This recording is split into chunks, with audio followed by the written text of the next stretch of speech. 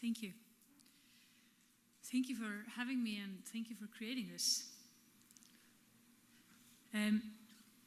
Yesterday, you were encouraged to argue, which is a good thing to do.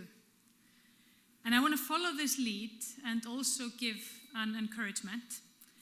And I want to encourage all of you to exercise intellectual generosity.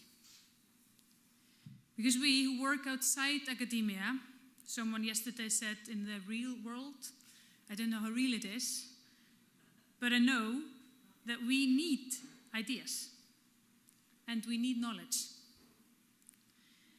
We might not understand all the empirical data or the details of your theoretical framework. Maybe we're not interested in it.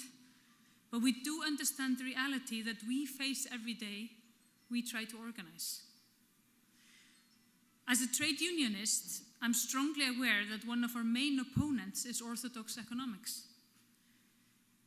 Before we ever even get down to the bargaining table with employers, economists, and not just from academia, the central bank, or the government, but even our own, our labor movement economists, inform us that better wages will cause inflation, dooming everyone to a wage price spiral, insisting that wages will make possible economic stability, that lower wages will make possible economic stability and enhanced competitiveness. The labor movement is an unnatural bug in these economic models, a problem preventing their magical equilibrium mechanisms from doing the work. For years, the Icelandic labor movement was led by economists who would stand in front of a whiteboard and pull out a pen and start doing their maths. And there would be formulas and pluses and minuses and A's and B's and X's and whatever you have. And the result would be, and guess what?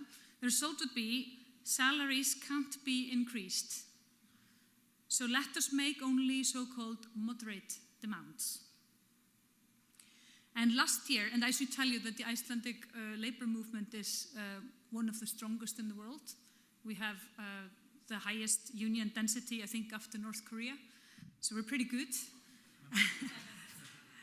And last year, the Icelandic labor movement, led by industrial frontriders, that's the people who sign contracts first and then insist that the rest of us follow, designed collective agreements with salary increases below inflation, referring the central bank's ideology that inflation and salaries are so deeply connected that if you want inflation down, start with people's incomes.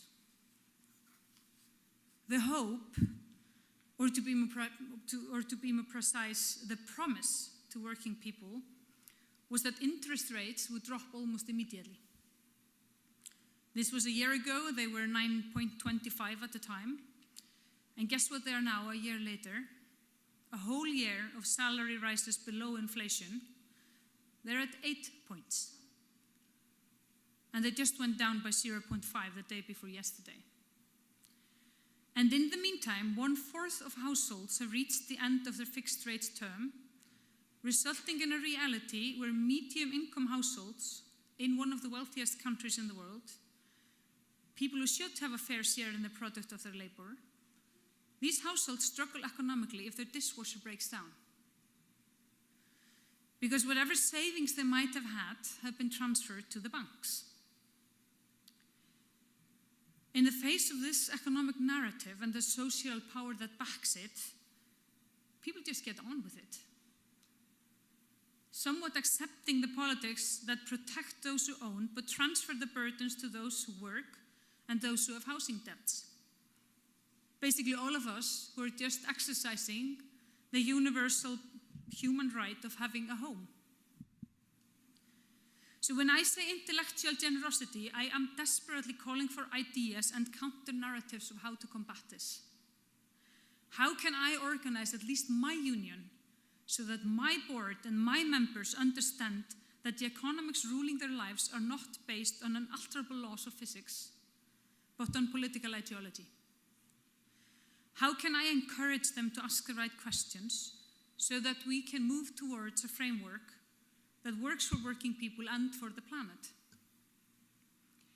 And I want to give 2 examples of intellectual generosity. One is Clara Mattei. responding to my invitation to Iceland within minutes, and being on a plane a few weeks later to give a talk in our union headquarters in Reykjavik.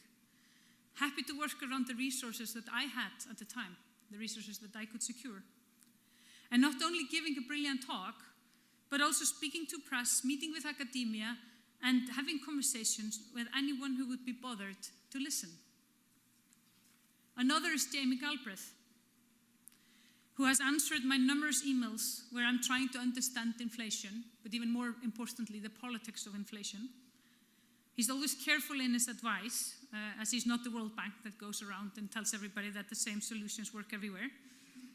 But he gives me the right questions to ask, the tools that I need to poke holes in the central bank's dogma.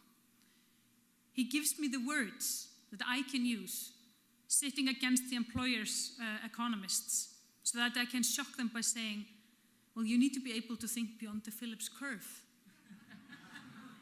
if you can think at all. And this is intellectual generosity in praxis. So I'd say get together at conferences, define yourselves, argue about your empirical data, make sure it holds, we need it to hold, and develop your individual theoretical frameworks, but then get out. Share your thoughts, help us understand, and make sense of the reality that we face every day. Teach and learn, we need it, and the world desperately needs it. Thank you.